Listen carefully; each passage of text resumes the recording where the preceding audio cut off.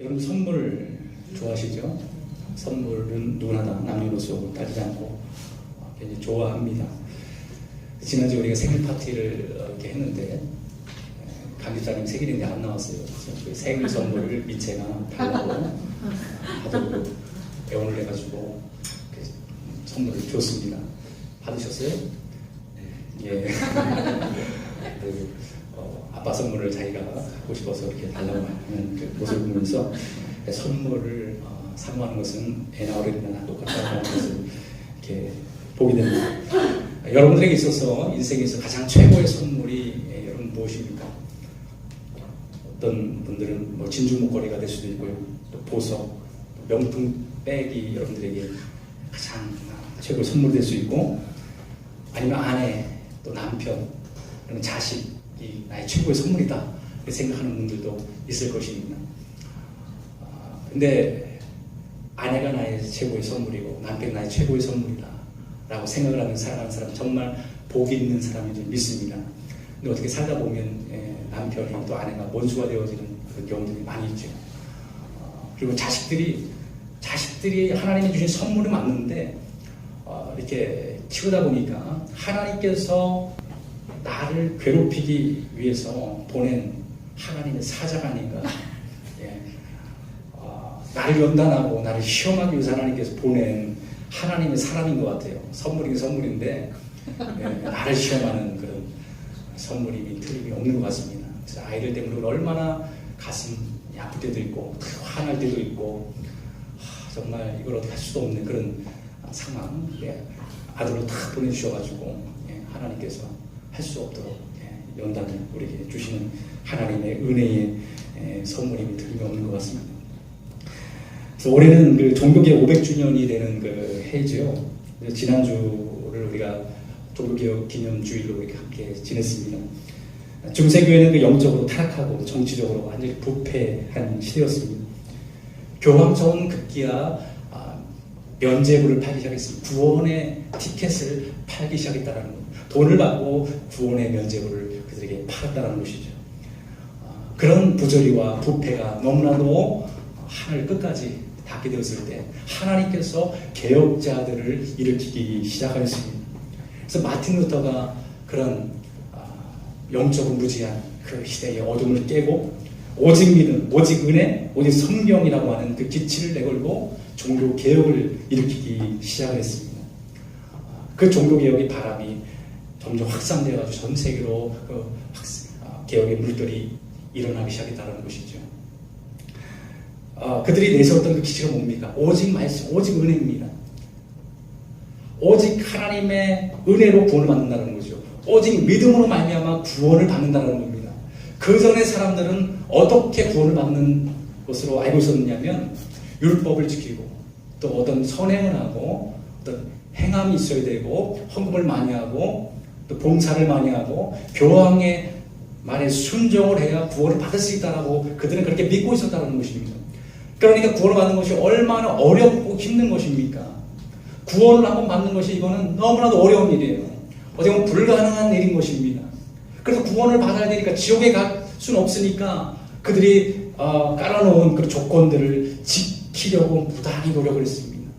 하면 할수록 영적으로 피폐해져가고 그들의 삶은 더 궁핍해져만 가게 되었다는 것이죠. 하나님의 은혜 위에 사람들이 그 교황청이 그 당시에 중세 교회가 구원의 조건으로 많은 것을 쌓아 올렸다는 겁니다. 은혜 위에 은혜가 아니라 은혜 위에 인간의 조건들을 쌓아놓기 시작했다는 거죠. 바벨탑을 쌓기 시작했다는 것입니다. 종교개혁이라고 하는 것은 그런 것들을 다 허물어버리고 그런 것들은 다 잘못된 것이고 오직 말씀으로 돌아가고 오직 은혜로 돌아가자는 것이었죠. 오직 하나님의 은혜로 말미암아 구원을 받는다고 하는 이신칭의의 그 교리를 가지고서 믿음으로 구원을 받는다는 겁니다. 다른 어떤 행함과 조건이 아니라 예수 그리스도를 믿고 받아들임으로 인해서 우리의 구원함을 얻는다고 하는 것, 그게 바로 말씀으로 돌아가는 것이고 그리스도께로 돌아가는 것이고 회복의 은혜라는 것이죠.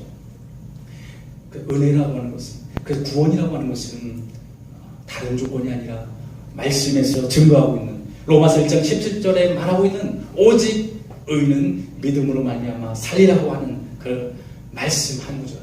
그 말씀이 바로 진리라는 거죠. 그게 복음이라는 것입니다.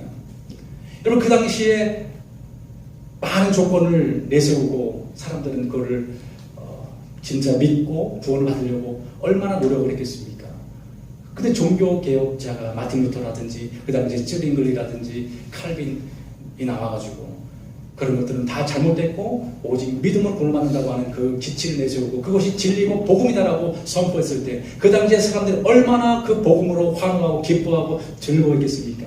자유함을 얻은 거죠. 그동안 교회가 씌워놓은 그 멍에를 메고 그들은 너무나도 그 짐이 너무 무거운 거예요.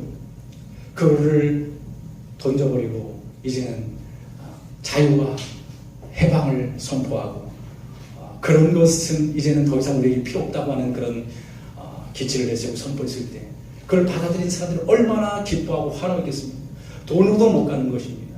또 어떤 힘으로도 못 가고 권력으로도 못 가는 것이에요. 구원이라고 하는 것은 오직 믿음으로 가는 거예요. 이거는 뭐 교황도 상관없습니다. 이건 대통령도 상관없고 거지도 상관없습니다. 그 누구를 막론하고 오직 믿음으로 말미암아 구원을 받는다고 하는 그 만고의 진리 앞에 서게 되는 거죠. 이거는 그래서 만인 평등, 이 복음이라고 하는 것은 모든 사람이 평등한 거예요. 차별이 없습니다.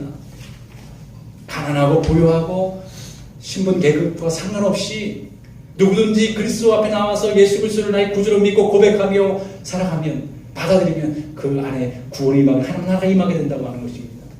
하나님의 은혜입니다. 중세에는 정말 상상할 수 없는 것이었지만은 이게 바로 하나님께서 우리에게 베풀어 주신 놀라우신 은혜의 은혜라고 하는 것이죠. 믿음이라고 하는 건 뭡니까? 믿음이라고 하는 것은 신념이 아니에요. 신념. 우리가 좀 착각하기 쉬운데 믿음이라고 할 때 우리는 나의 신념을 믿음으로 착각하는 사람들이 있어요. 나의 의지로 하나님 앞에 나오고 나의 의지로 예수를 믿고 구원을 받는다라고 생각을 하는 사람들이 있습니다. 근데 구원이라고 하는 것은, 믿음이라고 하는 것은 나의 의지로부터 시작되는 것이 아니고 또 믿음이라고 하는 것은 우리의 행하는 것도 아니고요. 믿음이라고 하는 것은 내가 뭔가를 해서 얻어지는 것이 아닙니다. 그렇잖아요. 믿음이라고 하는 것은 그냥 어떤 대상을 믿는 거잖아요. 받아들이는 겁니다. 뭔가 이 믿음이라고 하는 것은 뭔가를 내가 해가지고 얻어지는 것이 아니라 그냥 그 대상을 믿는 거예요. 누구를 믿는 겁니까? 바로 예수 그리스도를 그냥 믿고 받아들이는 거예요. 믿는 거예요. 그게 믿음인 것입니다. 다른 것이 없다라고 하는 것이죠. 근데 종교적인 어떤 신념이 있는 사람들, 자기의 신념으로 믿는 사람들은 그 교회사에 보면 초대교회에도 그런 사람들이 있었습니다. 열심당이라고 하는 사람들이 있었어요.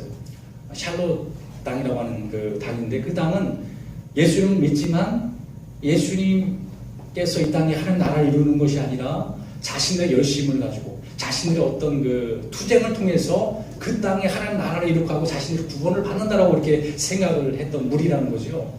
그러니까 자신의 신념으로부터 나오는 그런 종교심인 거죠. 열심인 겁니다. 바로 베드로 같은 사람이 그래요. 베드로가 여러분 예수님을 사람들이 잡으러 왔을 때 말고의 길을 칼을 빼가지고 베지 않았습니까? 그 당시에 그 베드로도 마찬가지로 어떤 무력을 통해서 힘을 가지고 하나님의 나라를 지키고 하나님 나라를 완성하고 이루려고 했다는 거죠. 그게 바로 열심이라는 거예요. 자기의 신념을 가지고 예수님을 따라가는 사람들을 말하고 있는 거죠. 중세에는 또 이 중세 이후에는 십자군 전쟁들이 있었지 않았습니까? 십자군을 통해서 하나님의 나라를 이루려고 했다는 거예요. 근데 십자군 전쟁은 얼마나 많은 피해를 입히고 선량하신 사람들 얼마나 많이 죽였습니까? 잘못된 거죠. 인간으로부터 나온 것들이 이렇게 많은 피해를 입히게 되는 것입니다. 지금으로 말하면 어떻게 보면은 한국 교회에 있는 열심이 있는 그냥 그 열정이 있는 사람들, 또 마르다와 같은 사람들, 교회에는 나오는데 뭔가 분주한 사람, 열심히 봉사하는데 열심히 뭔가 일을 합니다. 그런데 하나님 없이 하나님을 사랑하고 하나님을 예배하는 마음 없이 그냥 교회 와서 분주한 사람들이 있어요. 다른 것으로 분주해요. 근데 예배 시간을 별로 그들은 좋아하지 않습니다. 하나님 말씀 듣는 걸 별로 좋아하지 않아요. 하나님을 사랑하는 것을 별로 관심이 없습니다. 오직 어떤 일에만 관심이 있어요. 교회에 어떤 일을 하는 데만 관심이 많다는 겁니다. 그래서 뭐 굉장히 막 교회에서 분주한 분들이 있어요. 열심히 있는 사람들이 있어요. 집안일도 내팽개치고 집안일을 잘 관리 안 하고 교회 나와서 밤낮으로 있는 분들이 있어요. 예전에 그 사람들을 믿음이 좋다고 했습니다. 믿음 정말 짱이야. 믿음 정말 훌륭해. 그렇게 우리가 다 생각하고 그렇게 또 받아들였다라는 겁니다. 그래서 성경에는 말씀으로 깊이 들어가 보니까 그게 믿음이 좋은 것이 아니라 예수님 뭐라고 말했습니까? 예수님을 마르다와 마리아가 초대해 놓고 마르다는 그냥 예수님을 대접하여 분주하게 돌아다니는 거예요. 근데 마리아는 어땠습니까? 예수님의 발 앞에서 하나님의 말씀을 듣고 그래서 예수님의 품을 떠나지 않았어요. 예수님을 사랑했습니다. 그러니까 마르다가 말을 하는 거예요. 예수님 지금 이렇게 나는 이렇게 분주하고 바쁜데 저 동생은 지금 한가롭게 앉아가지고 예수님과 노닥거리는 것을 좀 혼내주시고 빨리 나를 도와달라고 이렇게 예수님에게 말을 하죠. 예수님께서 말을 합니다. 그냥 내버려둬라. 마리아는 좋은 것을 택했다라고 말하고 있습니다. 분주하게 다니는 것보다 낫다라고 주님 말하고 있는 것입니다. 어떤 것이 주님이 인정하는, 어떤 것이 믿음이 좋은 겁니까? 정말 주님의 이 십자가의 복음의 은혜를 깨닫고 은혜 안에 뛰어놀고 은혜 안에 거하는 것, 그게 바로 믿음이 좋은 거예요. 믿음이라고 하는 건 어떤 행함이 아니라 믿음이라고 하는 건 말씀을 받아들이고 말씀을 내 안에 그걸 믿고 그걸 사랑하고 되새기고 말씀이 내 안에 충만하게 거하는 거, 그걸 사랑하는 게 바로 믿음이 충만한 거예요. 믿음이라고 하는 것도 행함을 통해서 우리가 얻어지는 것이 아니라는 것입니다. 아무리 열심히 부지런하게 돌아다녀도 믿음을 얻을 수 없는 것입니다. 하나님 말씀을 통해서 우리가 믿음이 들어오는 거예요. 마음으로 믿음이 이루고 입으로 신하여 구원을 받는 것입니다. 예수님을 믿지 않으면, 예수님 복음을 받아들이지 않으면 믿음이 자랄 수 없습니다. 믿음이 우리 안에 들어올 수가 없다는 것입니다. 그래서 신념, 자기의 신념과 믿음은 우리가 구별하고 우리가 다르다는 것을 우리가 인식을 해야 된다는 것이죠. 오늘 본문 8절에도 보면 그렇게 말하고 있습니다. 우리 8절 말씀 한번 읽어볼까요? 8절 말씀 한번 읽어보겠습니다. 시작. 너희는 그 은혜에 의하여 믿음으로 말미암아 구원을 받았으니 이것은 너희에게서 난 것이 아니라 하나님의 선물이라. 이 굉장히 중요한 말씀입니다. 너희는 그 은혜에 의하여 믿음으로 말미암아 구원을 받았다라고 말하고 있습니다. 믿음이 은혜에 의해서 믿음이 생기고 믿음으로 말미암아 구원을 받았다고 하는 것입니다. 여러분, 믿음이라고 하는 것은 이 은혜에 의해서 생긴다고 하는 것을 지금 말해주고 있는 거예요. 은혜에 의해서 믿음으로 구원을 받았다고 말하고 있습니다. 그냥 내 자체에서 믿음이 생겨난 것이 아니라 예수 그리스도의 은혜에 의해서 믿음이 우리 가운데 들어오게 된다는 것입니다. 굉장히 중요한 말씀인 거예요. 구원을 받았으니 이것은 너에게 하는 것이 아니라 하나님의 뭐라고요? 하나님의 선물입니다. 기프트라고 하면 하나님, God's gift. 하나님의 선물입니다. Salvation is gift from God. 바로 이것이 뭘 의미합니까? 여기서 보면 이것이 너에게서 하는 것이 아니요 하나님의 선물. 이것은 뭐를 의미할까요? 이것은 이것이라고 하는 것은 그 믿음을 말해주고 있습니다. 지칭을 하고 있는 겁니다. 이것은 너에게 난 것이 아니고 믿음은 너에게 난 것이 아니고 하나님의 선물이라는 겁니다.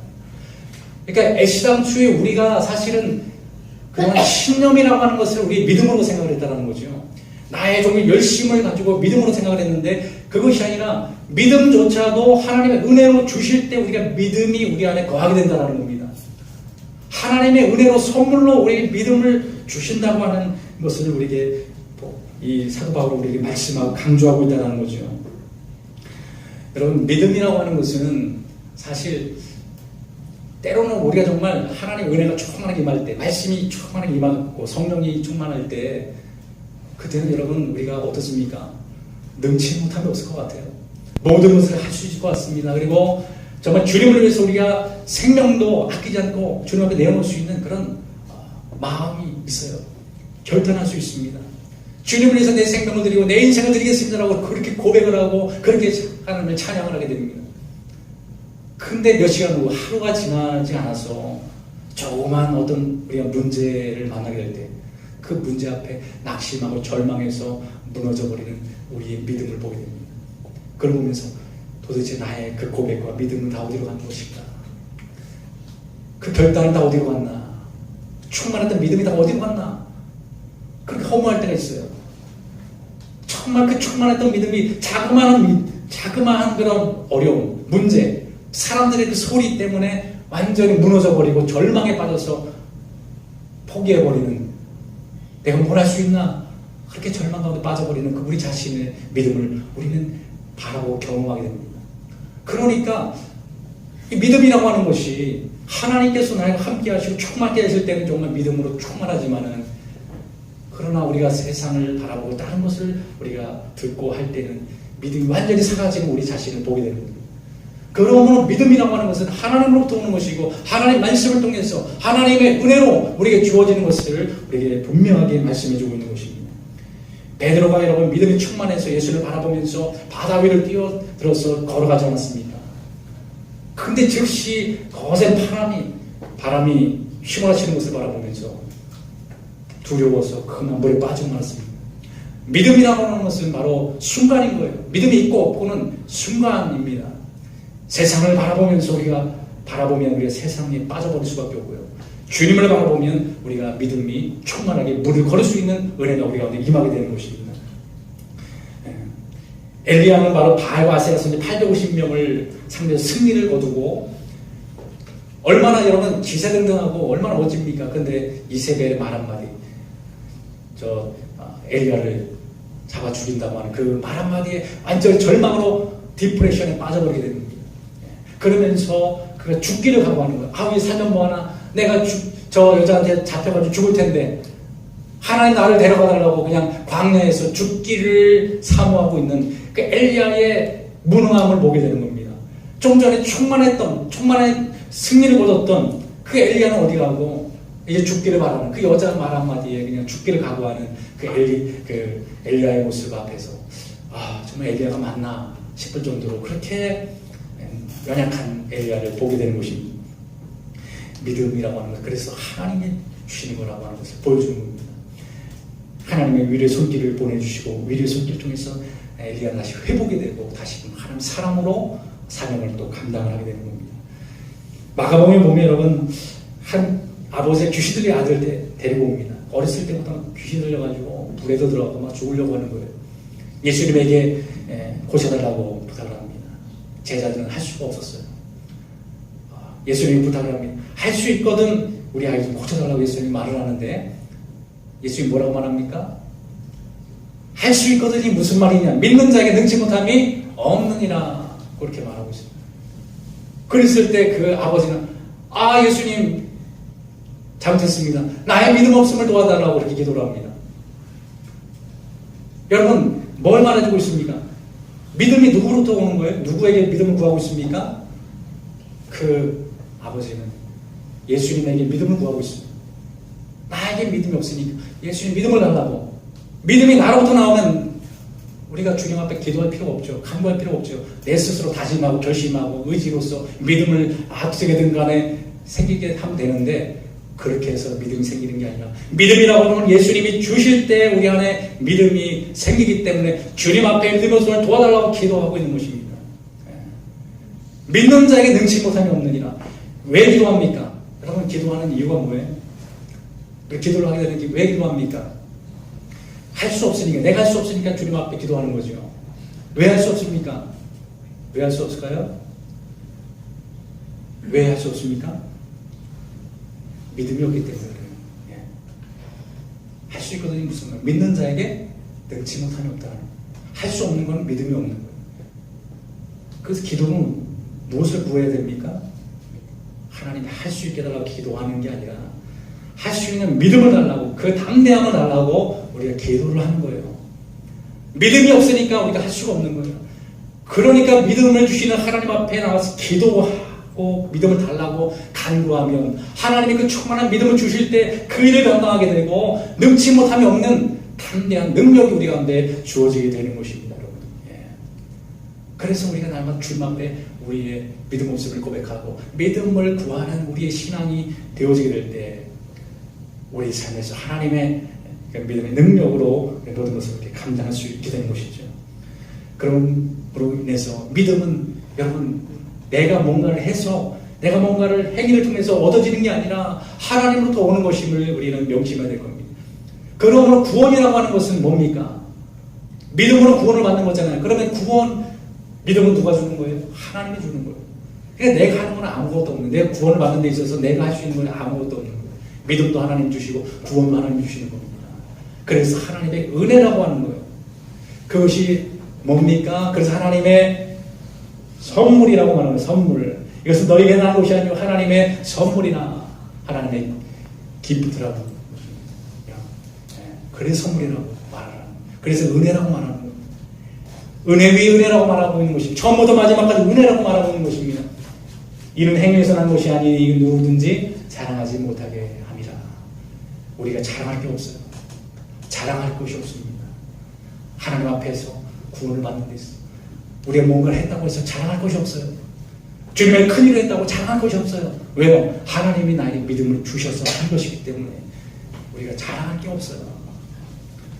뭔가 주님을 위해서 큰일을 감당하는 사람들이 있고 큰 그릇 사용되어지는 사람들이 있습니다. 많은 일을 하는 사람들이 있어요. 그러나 그것은 자기가 하는 것이 아니라 하나님이 믿음을 주셔서 하게 하신 거기 때문에 우리가 내가 했다고 내가 자랑할 것이 아무것도 없다는 거예요. 구원을 받는 데 있어서 우리가 자랑할 것이 아무것도 없어요.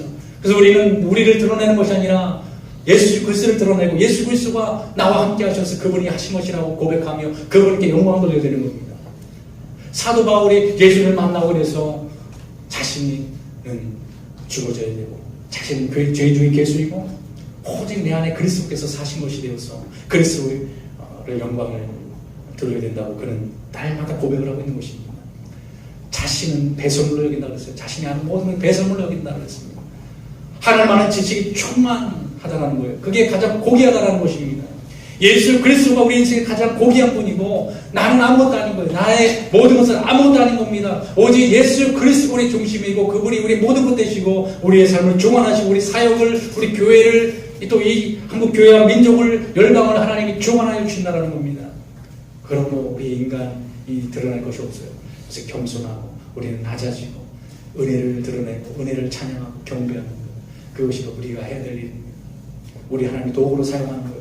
하나님 도구로 우리를 불러주신 것입니다. 그 도구는 하나님의 뜻대로 하지 않으면 언제든지 그 도구는 하나님은 내려놓을 수 있는 거예요. 버릴 수 있는 것입니다.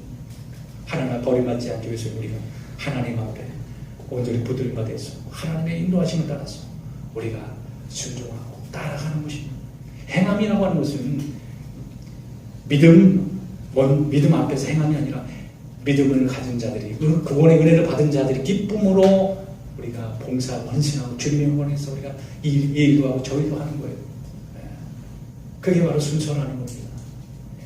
우리 먼저 하나님의 은혜를 그래서 충만하게 받아들이고 이 믿음이라고 하는 그 구원의 은혜를 내가 믿고 받아들여서 그 감격과 나를 구원하신 하나님의 은혜를 가지고서 정 봉사할 때 기쁨으로 감당하게 돼요. 그게 은혜가 되고 복이 되는 겁니다. 근데 우리는 너무나도 그동안 행함만 강조를 하다 보니까 봉사를 해야 되고 하나님의 복을 받으려면 이것도 해야 되고 저것도 해야 되고 많이 해야 된다. 전도도 많이 해야 된다. 그런 행함들을 너무나도 강조를 했습니다. 그렇게 구원을 받는 것처럼 배우고 가르쳤습니다. 다시 우리가 이 시대에 복음으로 돌아가야 되고 말씀으로 돌아가야 되고 그래야 내가 살고 교회가 살고 민족이 이런 살아나는 줄 믿습니다.